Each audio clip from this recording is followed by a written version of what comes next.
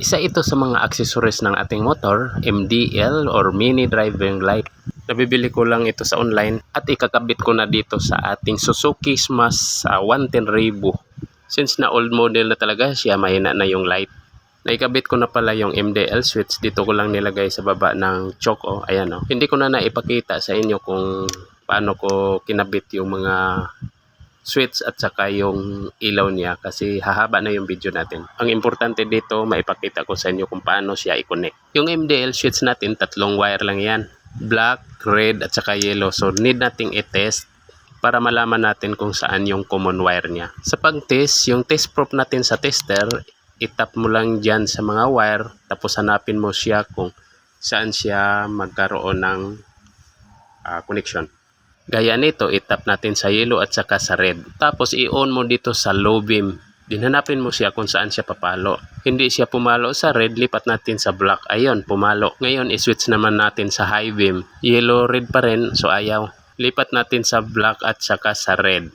Yun, pumalo. So, ibig sabihin yan, ito yung black ang pinaka-common wire niya. Kasi kanina, yung pinagdikit natin yung yellow at saka red, hindi siya pumapalo. Pero nailipat na siya doon sa black, pumapalo. Gaya nito, switch natin sa high beam, ayan, pumapalo. Switch natin sa low beam, dito sa yellow, pumapalo. Switch natin uli sa high, ayan, pumapalo. Ibig sabihin, ang black ang common wire. Punta na tayo dito sa wiring sa motor. Ayan, buksan lang natin. Dito sa wirings niya, hanapin mo lang dito yung accessories wire. Sa ignition switch ng Suzuki, dalawang wire lang yan. Orange at saka red. Old model pala tong motor natin ha. Yung orange na wire, ito yung accessories wire niya. Yung red naman, ito yung nakadirect doon sa battery. So dito tayo sa kulay orange magbabalat ngayon. Ito yung pinaka-accessories niya eh. Connection ito siya sa signal light, sa horn, sa brake light.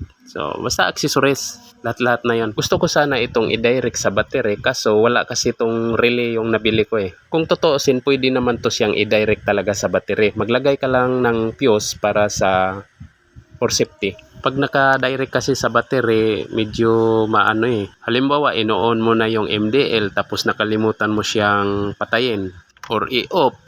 Ang na-off mo lang yung sa motor talaga.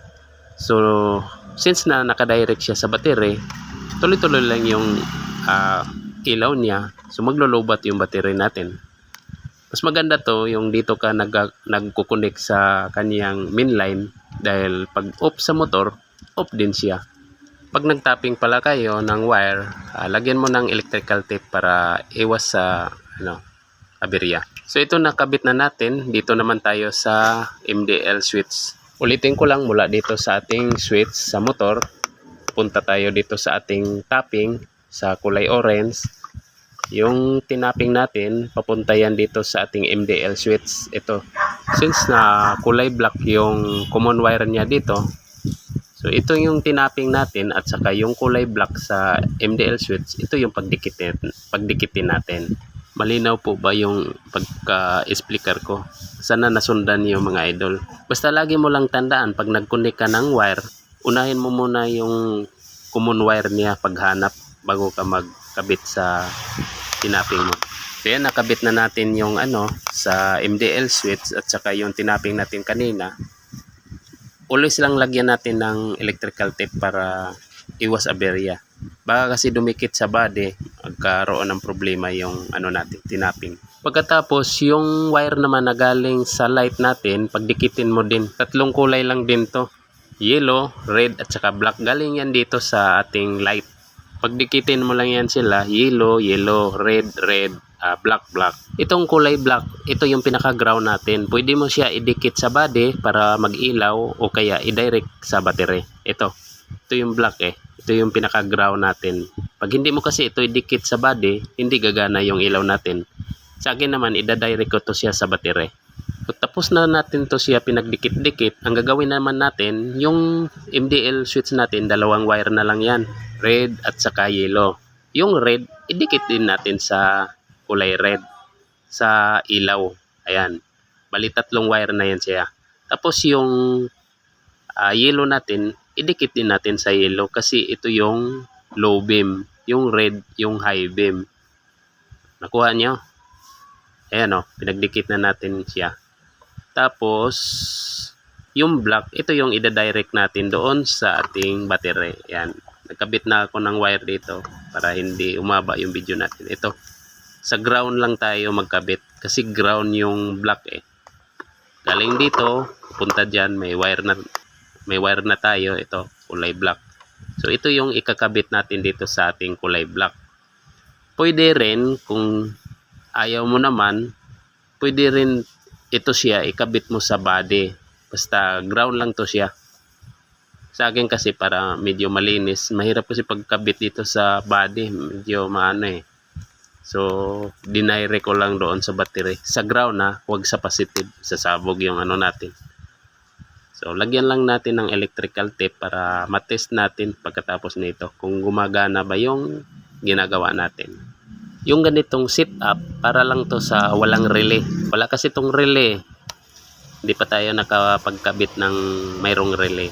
So, sunod baka magkabit tayo na may relay naman. Gusto ko lang i-try itong nabili natin sa online, kung gaano to siya katibay, kung gaano to ka...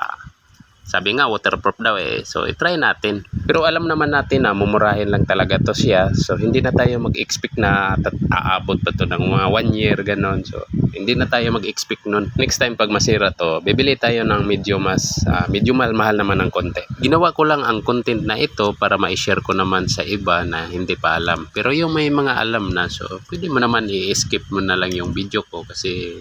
Same lang tayo. Yung motor ko pala, old model talaga siya. Smash 110 Revolution. Year 2010 ata kung hindi ako nagkamali. O, tapos na natin nalagyan ng switch. Mula dito sa ating tinapping, ito dito. Papunta yan dito sa ating MDL switch. Ito yung kinabit natin. So, try natin kung gagana ba yung ano. Ito naman yung ground.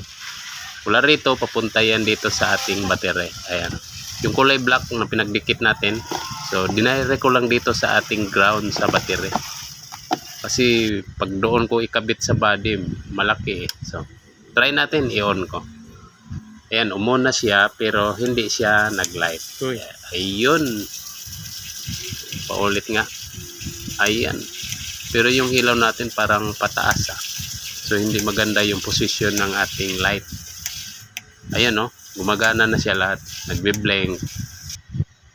May yellow. Tingnan nga natin dito sa harap. Ayan, ito yung blinker.